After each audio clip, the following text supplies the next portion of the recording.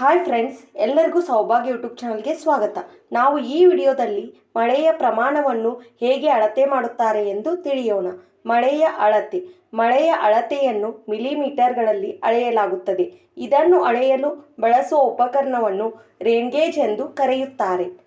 ಮಳೆಯ ಅಳತೆ ಹೇಗೆ ಮಾಡುತ್ತಾರೆ? ಮಳೆ ನೀರನ್ನು ಒಂದು ಪಾತ್ರೆಯಲ್ಲಿ ಸಂಗ್ರಹಿಸಲಾಗುತ್ತದೆ.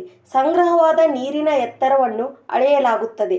ಈ ಎತ್ತರವನ್ನು ಮಿಲಿಮೀಟರ್ಗಳಲ್ಲಿ ಸೂಚಿಸುತ್ತಾರೆ. ಮಿಲಿಮೀಟರ್ ಮಳೆ ಅಂದರೆ ಏನು? 1 ಮಿಲಿಮೀಟರ್ ಮಳೆ ಅಂದರೆ 1 ಚದರ ಮೀಟರ್ ಪ್ರದೇಶದಲ್ಲಿ 1 ಲೀಟರ್ ನೀರು ಬಿದ್ದಂತಾಗುತ್ತದೆ. ಮಳೆಯ ಅಳತೆ ಪ್ರಕಾರಗಳು: ಕಡಿಮೆ ಮಳೆ ಅಂದರೆ 0ದಿಂದ 2.5 ಮಿಲಿಮೀಟರ್, ಮಧ್ಯದ ಮಳೆ ಅಂದರೆ 2.6 ಮಿಲಿಮೀಟರಿಂದ 7.5 ಮಿಲಿಮೀಟರ್, ಭಾರೀ ಮಳೆ ಅಂದರೆ 7.6 ಮಿಲಿಮೀಟರ್ ಮೇಲ್ಪಟ್ಟು. ಮುಖ್ಯ ವಿಷಯಗಳು: ಮಳೆಯ ಅಳತೆ ಕೃಷಿಗೆ ಬಹಳ ಮುಖ್ಯ. ಹವಾಮಾನ ನಿರೀಕ್ಷಣೆಗೆ ಬಳಸುತ್ತಾರೆ. ಪ್ರವಾಹ ಮತ್ತು ಬರ ಪರಿಸ್ಥಿತಿಗಳನ್ನು ಅಂದಾಜಿಸಲು ಸಹಾಯಕ. ಈ ವಿಡಿಯೋ ನಿಮಗೆ ಇಷ್ಟವಾದಲ್ಲಿ ಲೈಕ್ ಮಾಡಿ, ಶೇರ್ ಮಾಡಿ, ಸಬ್ಸ್ಕ್ರೈಬ್ ಮಾಡಿ. ಧನ್ಯವಾದಗಳು.